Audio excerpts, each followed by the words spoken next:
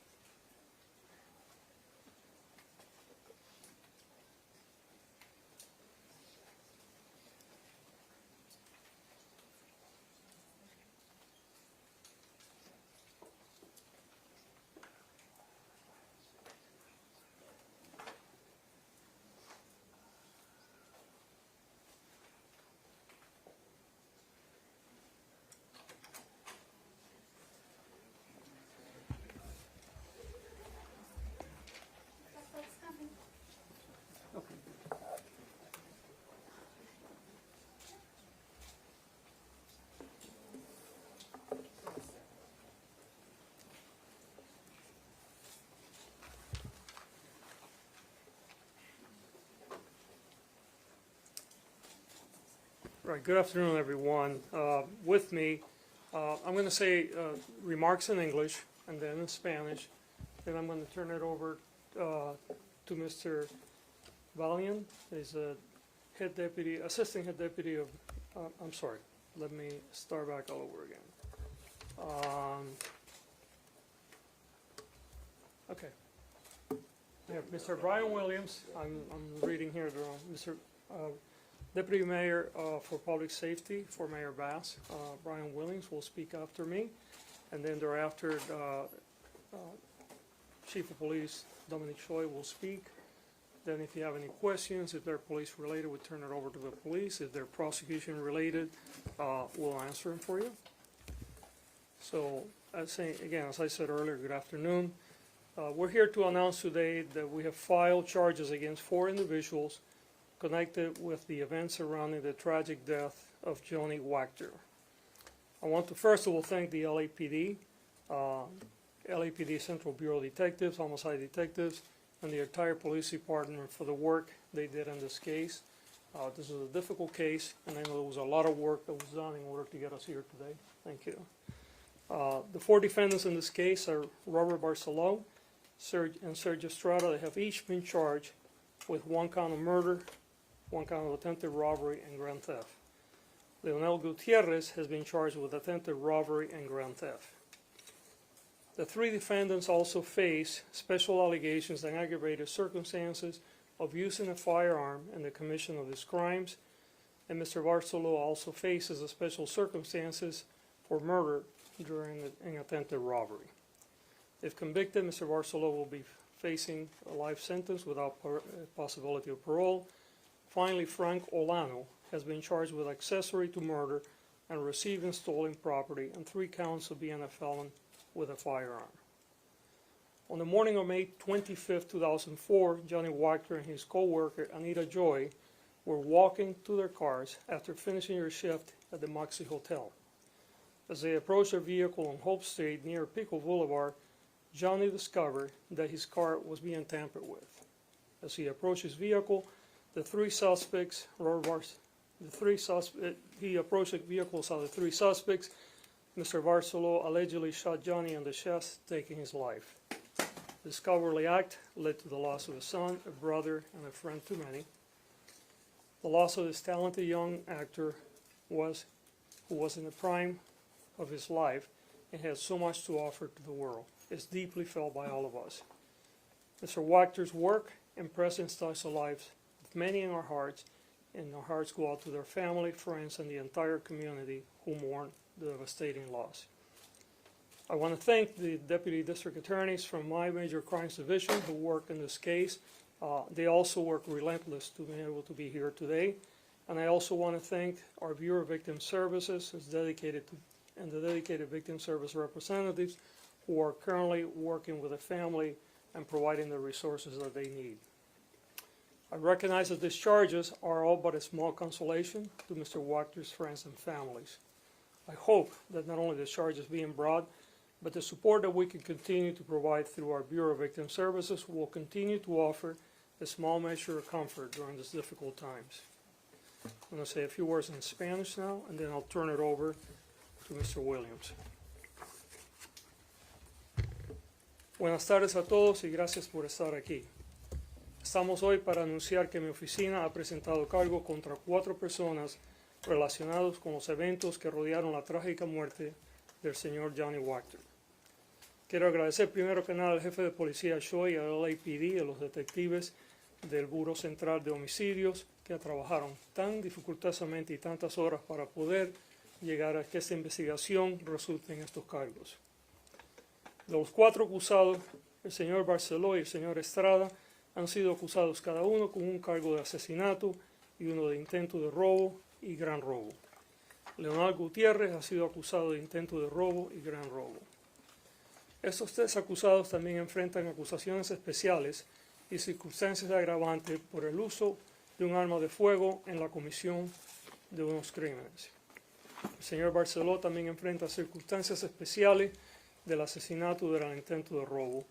Si es declarado culpable, según lo acusado, Robert Barceló sería condenado a cadena perpetua sin la posibilidad de libertad condicional.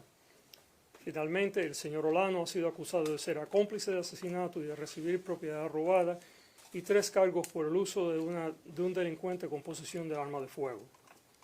En la madrugada del 25 de mayo de 2004, Johnny Wactor y su compañera de trabajo Anita Joy caminaban hacia sus autos después de terminar un turno de trabajo en el Hotel Maxi. Al acercarse a su vehículo en Hope Street, cerca de la calle Pico, Johnny descubrió que su coche estaba siendo manipulado. Al acercarse a su coche, ver a los 3 sospechosos, el señor Barceló presuntamente disparó a Johnny en el pecho quitándole la vida. Este cobarde acto resolvió en la pérdida de un hijo, hermano y amigo para muchos, en un solo instante. La pérdida de este joven actor talentoso que estaba en la plenitud de su vida y tenía tanto que ofrecer al mundo es profundamente sentido por todos nosotros.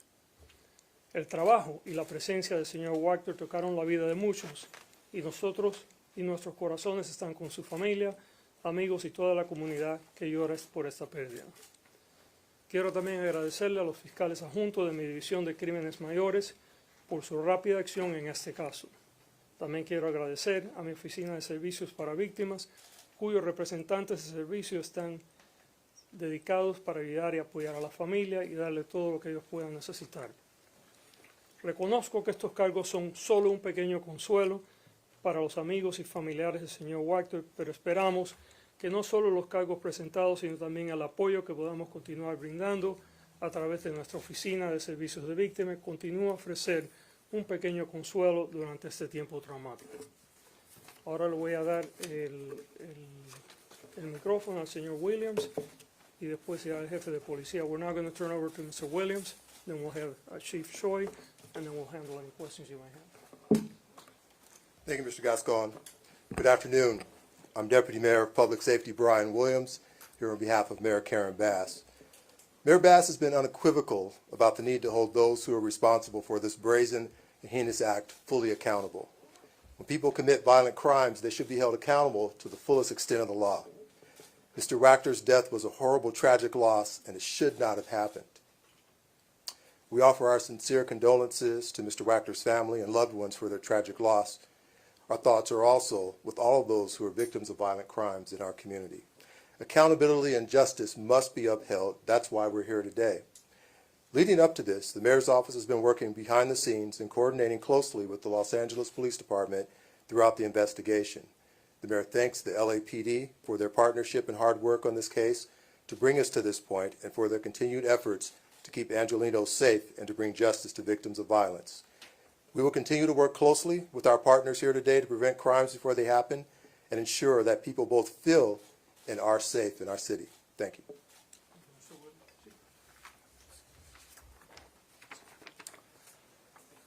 All right. Good afternoon. First, I want to express my condolences to the Wactor family, to his friends, and all those that knew him and that have been impacted by his tragic loss. Today, we stand before you to announce the significant progress in this case that deeply affected all of our communities. And as you've heard, on the early morning hours of May 25th, a son, a friend, an actor, and a community member, Johnny Wactor, he ended his shift as a bartender in a downtown local bar, and he was walking to his car. When he reached his car, he was senselessly shot and killed. What has ensued since that day is an ongoing and relentless pursuit by our Los Angeles Police Department's Central Bureau homicide detectives to identify and arrest those responsible for this heinous act. These homicides detectives processed the scene and collected evidence to include fingerprints and DNA. They reviewed hundreds of hours of video and authored almost 50 search warrants. Through these efforts, the suspects were identified. On Thursday, August 15th, with the assistance of undercover detectives and the department's Metropolitan Division, search warrants were served and all 4 suspects were arrested. This was a very difficult case.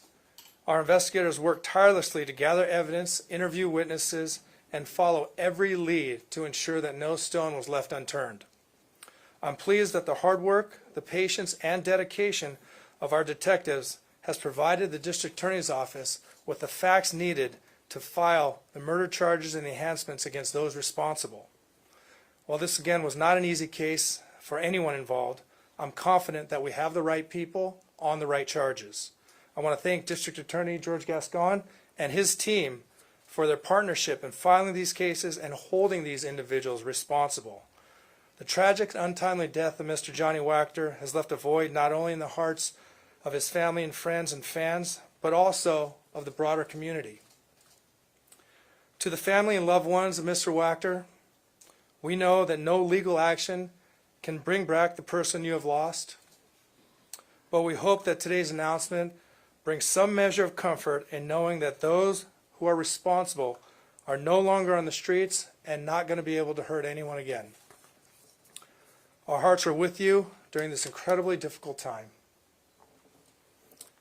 To the public, I want to thank you all for your ongoing support and cooperation during this investigation. Your assistance has been invaluable, and it underscores the importance of a strong partnership between law enforcement and the communities we serve. As we move forward, we remain committed to working with our communities to ensure that Los Angeles is a city where safety and justice will prevail. I want to thank you all for your time, and at this time I'm going to hand it back over to District Attorney Gascon. Are there any questions for anyone? Yes, sir. Sir, you mentioned accountability. So what does accountability look like? I mean, you mentioned only one of the defendants is facing possibly life in prison, but what's the range for the rest of them? Yeah, actually, that's not what I said. There are 2 that are facing life in prison. One, life without the possibility of parole. The other one, life without the possibility of parole. Those are the 2 individuals that are being charged with murder. There is an individual that is an accessory after the fact. He's facing significant prison sentencing. And then there is another individual that, let me see what the charge is against. So Mr. Olano has been charged with accessory for murder and receiving stolen property and 3 counts of being a felon with a firearm. Mr. Barcelo is facing life without the possibility of parole for murder. And then, let me see here. You want to jump here and help me out? Well, here we go. Okay. Yeah, Barcelo is being held without bail. Estrada is being held for $2 million, and I believe that's being increased as well, correct? Yes. And Olano's being held on $1,080,800, and he's the accessory case. Gutierrez is being held of $120,000 bail, and his charges are, let's see. What are the charges for Mr.? Yeah, Attempted robbery. attempted robbery. and grand theft. Yeah, attempted robbery and grand theft. So if I may follow up, if I recall correctly, the search warrant had mentioned that the defendants or the suspects at the time were gang members. Why not file gang enhancement charges as well? This is an ongoing investigation, and the work will continue as the prosecution continues. Were they members of the Florencia 13 gang? Again, this is an ongoing investigation, and we will continue to evaluate the evidence as we move forward. Is that an LAPD question that we could ask them? Yeah. Perhaps, yeah. Chief? I don't know. I'm going to ask my lieutenant of our homicide division to come over here and comment on that. I don't, again, as the district attorney discussed, this is an ongoing investigation. If there's anything pending that we don't want to publicly disclose to jeopardize the case, I want to make sure we have the right person answering those questions for you. So I'm going to have Lieutenant Ryan Rabbit from Central Bureau Homicide. Good afternoon. My name is Lieutenant Ryan Rabbit. That's R-Y-A-N-R-A-B-B-E-T-T. Can you talk about their alleged affiliation with Florencia 13 gang, because that's been out there? Yeah. Well, what we know is they are affiliated with Florencia 13 gang. To the extent I don't know. We're still digging into their profiles, their backgrounds, to find out exactly how far in or involved with the gang they are.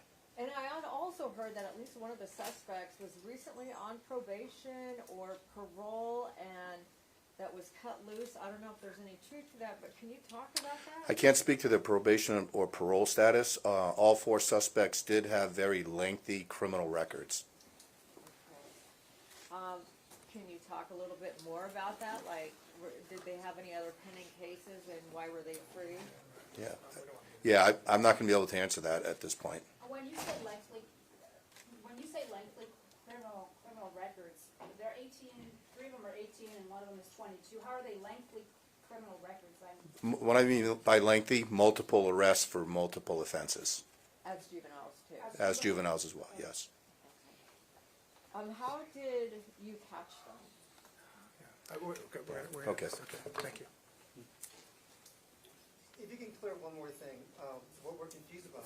I want to put something on the record. We are not commenting on any of the status or the history of these individuals. They are 18. Anything we're going to talk about prior to this incident would likely talk about their juvenile status, and we're not going to do that.